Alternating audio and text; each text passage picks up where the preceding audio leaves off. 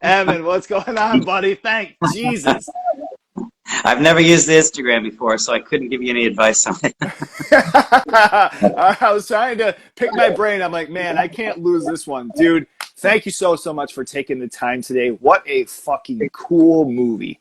So insane. Thank you. Jeez Louise, man. So just in talking about this and kind of digging into this, as far as the story, writing the concept, it being terrifying enough as a, concept for a story, then we add in puppets. Was this something that ever, kind of connected when you were like in development of this, that the puppets are going to just further the fucking terrifyingness of this? No, not consciously. I just think my style is just kind of get my brain out of the way, my conscious brain, and just kind of spew out stuff that is underneath all that. And I guess that came out as horrifying. It's kind of like, but it's like, I thought it would all just kind of be funny and, it would just be like a big joke. Like that, you've seen the prank where they put dog dew in a paper bag and light it on fire at someone's porch, and I thought, oh, that's really funny. And then you realize there's fire and dog crap everywhere. And it's actually pretty horrifying. So I had no idea until I released it and then got feedback on it, what the result would be. When I watched the trailer for this, a friend put me on this, and it put me in the mindset of, have you ever heard of the movie Pin from 1988? What's it called? Pin? Pin. No, I've never heard of it. It's about this doctor who has a practice, and to kind of keep his kids at bay while they're at the office sometimes, they have this anatomy doll that is known, they call it Pin. And it's like split down the middle. Half of it is skin, and half of it is like the skeletal and like veins and all that type of like an X-ray view, if you will. And when I first saw this I'm like, holy shit! This is a whole movie based around this type of a thing and horrifying nature. Yeah. Well, yeah, and we needed to work in the puppet, but there was always this question of how puppety should it be. And if you make it really, really super realistic, you might as well just use an actor. So we kind of, the directions for all of this was just make it really realistic, but then pull back about 10% and make it sort of puppety. And I don't know if I was intentionally trying to get to the uncanny valley, but that's exactly where it sits. It's just a little bit to the left of perfection, and it's really unsettling. And then the next question is, do we want to actually show real guts and things like that? And I thought, no. They're still puppets, so they're going to have like tubes inside instead of arteries. And they're going to, it's going to be synthetic parts. They're going to have chunks of styrofoam and things inside them. So, and we're going to, we want to show the seams on these, these limbs. We don't want to be too perfect. So we're always kind of like pushing in that sort of direction, like trying to find the balance. And it was really fucked up in the end. Dude, I'm still like, I am gushing over this movie. Like, it was just insane to me somehow that this got by, and thank God that it didn't. And I ended up getting to the point of talking to you. Now, in building and designing the puppets, where what can you tell us about those early stages and how these came to be? Well, we always wanted these to be hand puppets, but the question is, and this sort of thing has not really been done before as far as realistic puppets. There's been like the Dark Crystal and things like that where there's sci-fi, and we don't, we have huge budgetary restraints, so we kind of had to be careful what we're doing.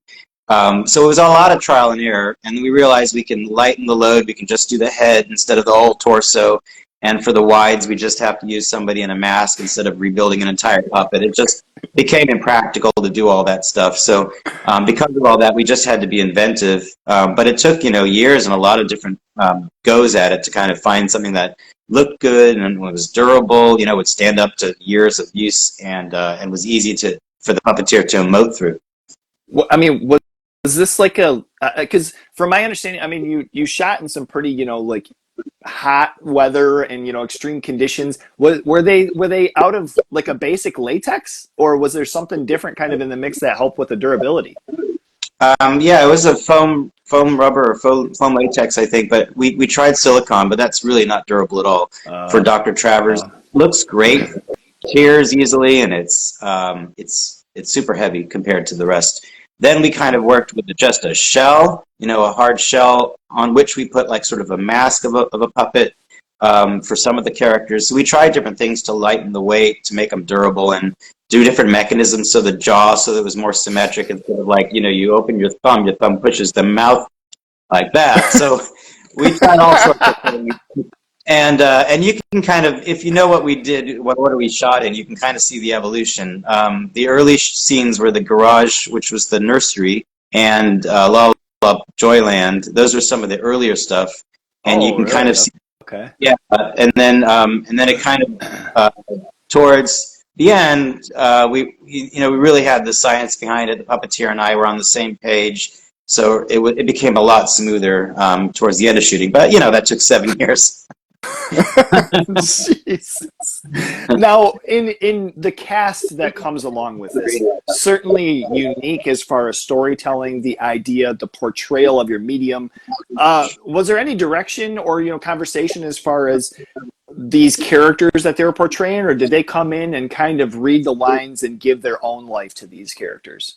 There was a little bit of direction, but you've got the likes of Robert Englund and Sid Haig and Crazy. James Marsters. I mean, there's a reason they're pros, and they've been at it for decades. And they get the character. You don't have to really tell Sid Haig a whole lot when he was in the studio. I mean, he understood the character the minute he walked in the door. So, I mean, yeah, you tweak them a little bit here and there, or tell them what your intention is. And like with James and I, we worked on the evolution, the arc of the character being like this, this pushover at the beginning, this guy that has no personality or anything, just kind of like a lump. And by the end, he becomes more empowered by all the violence he's committing, so he's got a little bit more grit to him. So we kind of worked on the timing of all that so it would evolve organically through the movie. But I mean, there wasn't a whole lot of direction. These are some of the best actors in horror. Jesus, yeah, you're not lying. And didn't I might be mistaken on this? Didn't Jordan Peele have some sort of like educational background behind puppeteering? Yeah, he went to, I think it was Lawrence College, and I think he had a puppeteering major. So he was a strong proponent of, and of course with horror. At the time, he was on the eve of releasing Get Out. He hadn't released it. He was just sold Jordan Peele, Key and Peele. So we didn't know that he was going to be this, maestro of horror at the next, basically overnight. So we didn't know he had that strong background. But you understand that comedy and horror do share similar roots, and they're different sides of the same coin when done properly. So I think it was just natural. Plus, he loved puppets to begin with. So I think he was just drawn to this material. Wow. Man. Now, obviously we see the story and we get, the nightmare of the visuals. But as far as development and shooting some of these action sequences, the finale sequence that you mentioned at the Joyland, what were some of the moments, where you're thinking, okay, we're shooting with puppets, this is going to be difficult and blocking and so on. But as far how do you get a puppet driving? I guess we'll start there.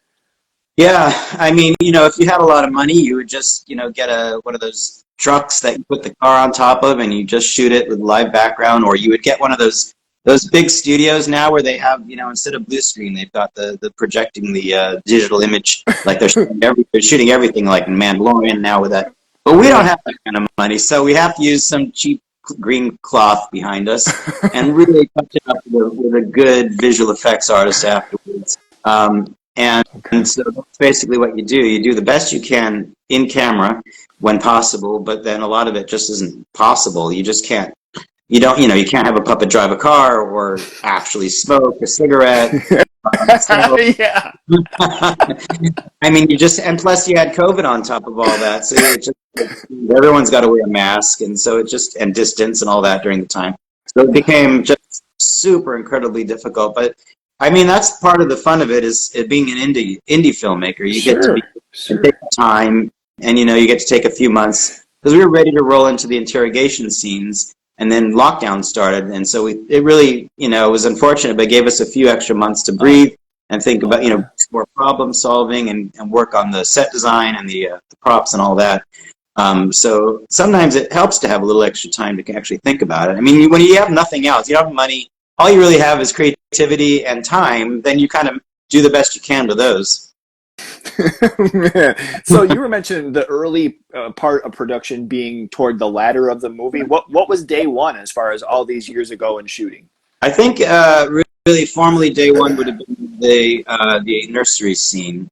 Okay. And I brought in a DP at that time, director of photography, and we went through the shots and all that, and he did the best he could to understand what I was saying. But I think at the end of the day, after that shoot, I really probably it would help to have a DP, but I just am not getting my thoughts through to anybody, so I better use the camera. And then I could just go and shoot whenever I wanted to. I didn't have to arrange schedules with anybody, and of course the expense of it. But I mean, it would have been nice to have a crew, but we just didn't have a crew on this one. So yeah, I know. I think I was happy with the outcome. I mean, the puppets look good. You just don't know, and you came out of it. You did it. You're like, it was going to need a lot of visual effects to smooth it out, but and we'll learn from this. But I think it pretty much works as a scene. I think part of the lore and the enjoyment of this is digging into hearing more about the making of it as well as watching the movie, and kind of looking into different interviews and such. I'm just like, how in the fuck did they pull this off? It is absolutely insane. No, and I wonder that too. I mean, I don't think I could do it now. If I had to start from scratch, I don't know why I would do it, but I think that's what's missing a lot in Hollywood is this. Everything should be an uphill challenge to get. I mean, if you really feel like something should see the light of day, then I think you should put everything you have into it, and I just think that's missing right now. Yeah, the heart, man, the heart. And one of the fun things with making your own horror movie is manufacturing kills. Coming up with different ways, unique shots. What comes into bringing demise to the puppets that you created in this movie? So these puppets, a lot of their demise happens while they're talking. So first of all, you've got a puppeteer's hand in the head, and then their head comes off or their head blows off. And if you try to do that practically, you're going to lose someone's hand. So that's right. Step one. Step one is trying not to maim your puppeteer. So sometimes that means doing a duplicate head, do a little bit of visual effects, things like that. Trying to be creative so that you don't hurt anybody, because you always have to think about that. And we don't rely on visual effects for everything. We do as much, nowadays they do. They don't actually shoot. There's not squibs used on set that as much as they used to. A lot of it's just visual effects, and you can tell. Mm-hmm. But what it is done practically, it looks beautiful. It's glorious when a violent scene comes together practically. Sure, man. Oh man, and I just, as far as the work with Jeff Farley and the career that guy has had, and just insane amount of talent with this, was he involved in any sort of the kills or special effects with that, or was that more of just the build and puppets? There was the father in the mansion. We definitely talked about that because we needed duplicate heads. We needed to talk about how the logistics of how he's going to be mid-sentence and then die. So we did work very closely on that one. The others, I don't think so. Okay. I think most of those we just took the head and because the heads come off. That was more of it, just me, visual effects guy. John Selling's back in England. Okay. God, that's so cool. I mean, with a task like this and with a movie like this, and I hate to pinpoint, to try to say, a favorite or, loving one of your babies more than the other, but is there a particular moment that you go back and after you watch the final cut, you just kind of thought to yourself, like, how the hell did we do that? Or was that this whole movie? The whole movie was an incredible thing to pull off. I mean, not to brag about it, but it just is. It was, whether you like the movie or not, you got to. And especially if you've got a film background and you've analyzed films before, you understand that, just to make it feel like these two puppets are in the room together talking to each other. And in fact, in reality, they might have been years apart that we shot the Huh. I don't know what happened. Yeah. Oh. Instagram. It's trying to make me do a chop and skew of this interview so that so I have to put my heart and soul into this just to make it worthy. So I mean, what did the last day bring? After 7 long years of working on this thing, what was the last day of wrapping on this movie? All right. Well, so here's what whittled our huge. We started, in Lola Joyland with an actual crew with a honey wagon and all these people. And by the last day of shooting, we had me, the puppeteer, my wife, Carrie, who's production, a COVID compliance person, So I think we're really down to like 3 or 4 of us, and maybe Dickie, our friend Dickie, who was helping out, sort of my right-hand man. I mean, it was the bare minimum. We shot the scene where no spoilers here, the night scene where he gets out of his car and sees. Okay. Yeah. So and the alien, the colony scene. Those are all the same location. It was a long day. So it was just a few of us, and it was just nice to finally be at the end of this after whatever it was, 8 years, to finally say that's a wrap on it. And we just didn't know how the whole thing would stand up as a movie once edited, and how it would be received. But it was just a big question mark. But it was just nice to get that, done, that milestone.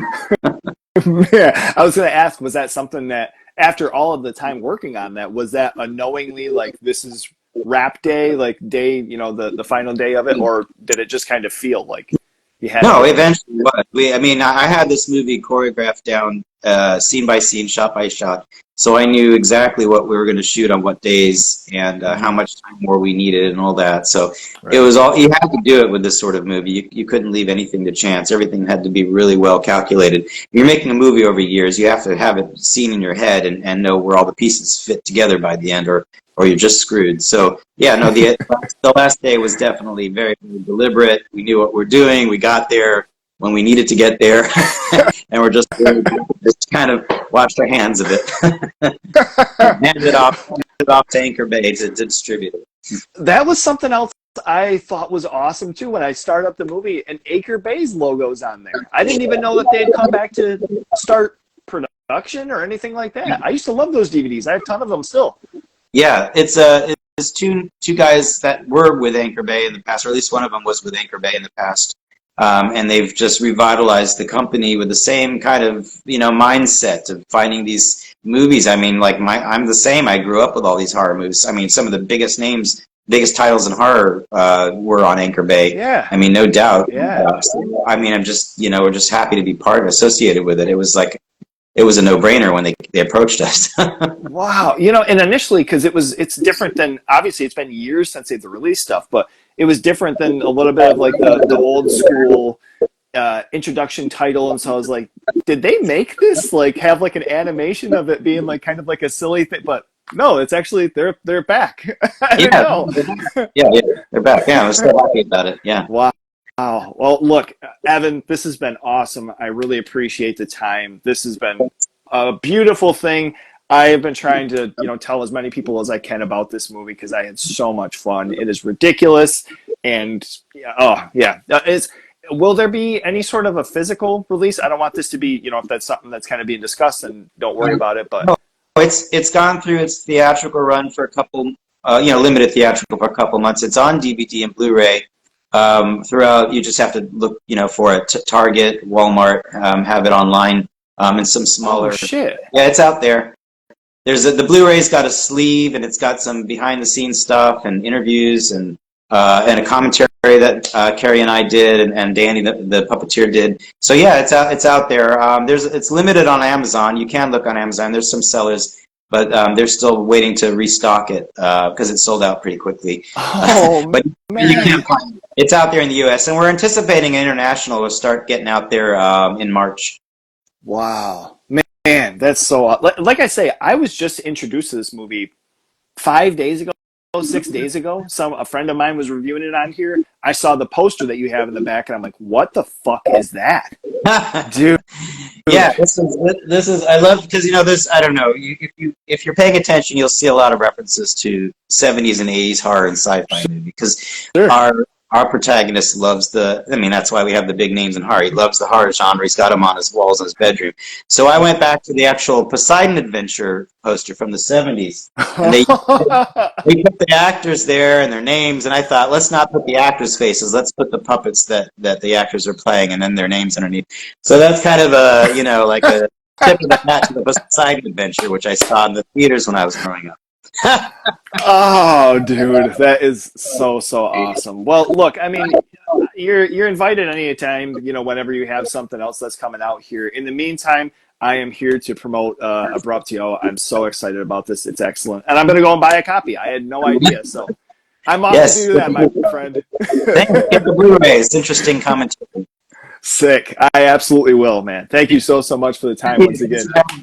All right. Yep. Enjoy. Bye. Thanks. Yeah, I had He's a lo-fi horror guy. Yeah, he's kind of a guy, but he is so lo-fi, lo-fi, a horror guy. Yeah. Lo-fi horror guy has been recorded in front of a live studio audience.